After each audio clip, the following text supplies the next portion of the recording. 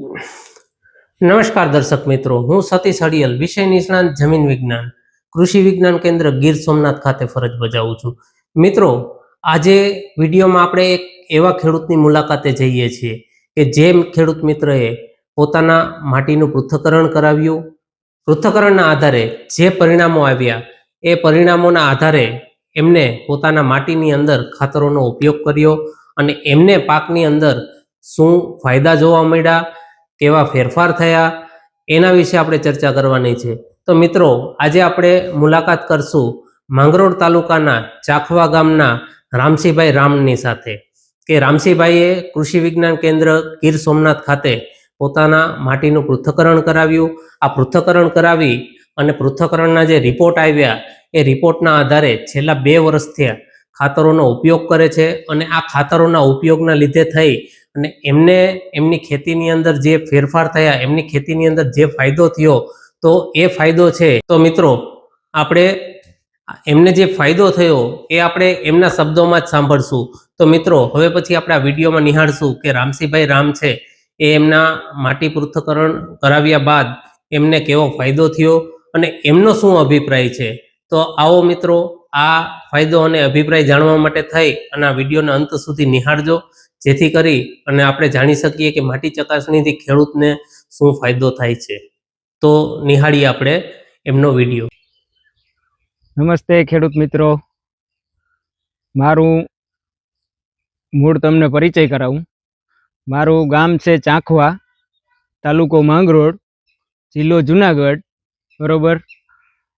મારે આ જે બગીચો છે બરાબર, એના માટે મારે જે ખરવાનો પ્રશ્ન હતો બરાબર, બીજા નંબરમાં ઉત્પાદન નહોતું બરાબર. એ બધું વાતાવરણ પ્રમાણે જે મેં જોયું, પછી મેં સાહેબનો કોન્ટેક કર્યો કે સાહેબ મારા ઇસ્યુ છે.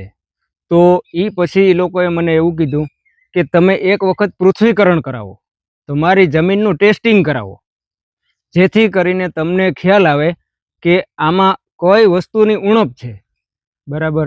એ સંજોગ પ્રમાણે જે સાહેબના સૂચન મુજબ મેં પૃથ્વીકરણનો રિપોર્ટ કરાવ્યો બરાબર. રિપોર્ટ કરાવ્યા પછીથી જે કાંઈ ખાતરોની ભલામણ આવી, બેક્ટેરિયાઓની ભલામણ આવી, દેશી છાણિયા ખાતરની ભલામણ આવી, આ બધું મેં કમ્પ્લીટ જે રીતે સાહેબે સૂચન આપ્યું એ રીતે જે પૃથ્વીકરણના રિપોર્ટની અંદર જે કાંઈ અમુક તત્વો જે તમારી જમીનને ખૂટતા હોય બરાબર, અમુક તત્વો તમારી જમીનમાં છે પણ છોડ લઈ નથી શકતો, તો આ બધું પૃથ્વીકરણ કર્યા પછી એના રિપોર્ટ આવ્યા પછીથી જે ટ્રીટમેન્ટ આપી એનાથી અત્યારે મારે જોરદાર રિઝલ્ટ છે બધી વાતે. એવું નહીં, એની સામે ખાતરની બચત. બીજા નંબરમાં જે અમુક ખાતરો આપણે નાખતા બરાબર, તો જમીનને કેટલું જોઈએ ને આપણે આપતા કેટલું બરાબર, તો એ બધો ખર્ચ ઝાઝો બધી ઓછો થાય. પ્લસ બીજા નંબરમાં ત્યારે મારે 1 મહિને 200 નાળિયેર નીકળતા. 1 મહિનાની ટ્રીપ આવે તો 200 નાળિયેર નીકળતા, એની જગ્યાએ સાહેબ 900 થી 1000 નાળિયેર નીકળે. અને એ ગ્રીનરી નહીં બિન ડાઘ. તમે જો આ નાળિયેર લાઈવ છે અત્યારે, તમે જોઈ લ્યો, આની સાઈઝ એવડી થાય. બીજા નંબરમાં મારી પાસે વર્મા કમ્પોઝ પણ છે, 2 વર્મા કમ્પોઝ છે બરાબર. ગાયો છે 4. દેશી છાણિયું ખાતર એ જરૂરી છે સાહેબ. નકરું રાસાયણિક એ બરાબર છે, પણ એની સામે દેશી છાણિયું ખાતર તમારે જરૂરી છે બરાબર. તો ખેડૂત ભાઈઓને મારા તરફથી ખાસ નમ્ર વિનંતી, પહેલાં તમારી જમીનનું પૃથ્વીકરણ કરાવો બરાબર. પૃથ્વીકરણ કરાવ્યા પછી તમારી જમીનને શું ઘટે એ વસ્તુ તમે એને આપો અને એનું રિઝલ્ટ લ્યો.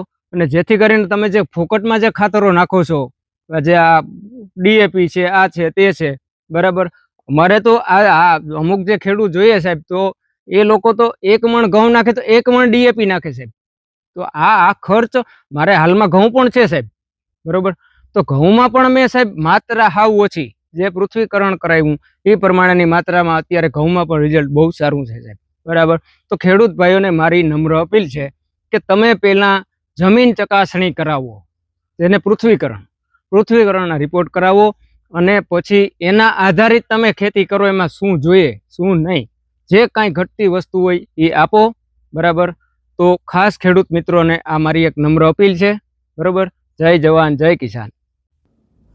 મિત્રો, આપણે સાંભળ્યા રામસિંહભાઈને કે રામસિંહભાઈએ માટીનું પૃથ્થકરણ કરાવ્યું અને પૃથ્થકરણના આધારે એમના નારિયેળીના પાકમાં જે રિઝલ્ટ મળ્યું, જે પરિણામ મળ્યું એ આપણે આ વિડીયોમાં ચોક્કસ રીતે નિહાળી શકીએ છીએ કે નારિયેળીમાં જે પાક છે એ ખૂબ સારો આવેલો છે, નારિયેળની ગુણવત્તા પણ ખૂબ સારી એવી બનેલી છે અને એના લીધે એમને બજાર ભાવ પણ સારા મળી રહ્યા છે.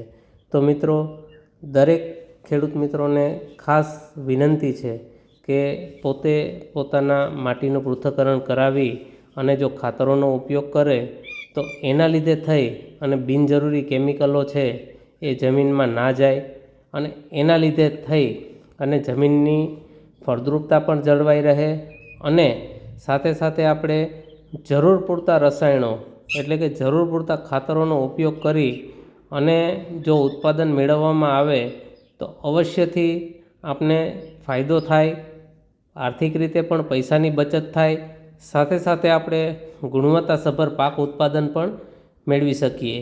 તો આશા રાખું કે દરેક મિત્રો છે એ આનું અનુકરણ કરે.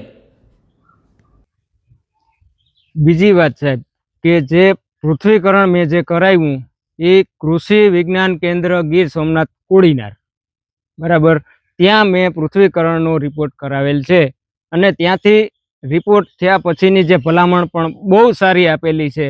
એનું કારણ કે હડિયાલ સાહેબ છે એ લોકો ખેડૂત માટે બહુ પ્રોત્સાહિત છે, બરાબર.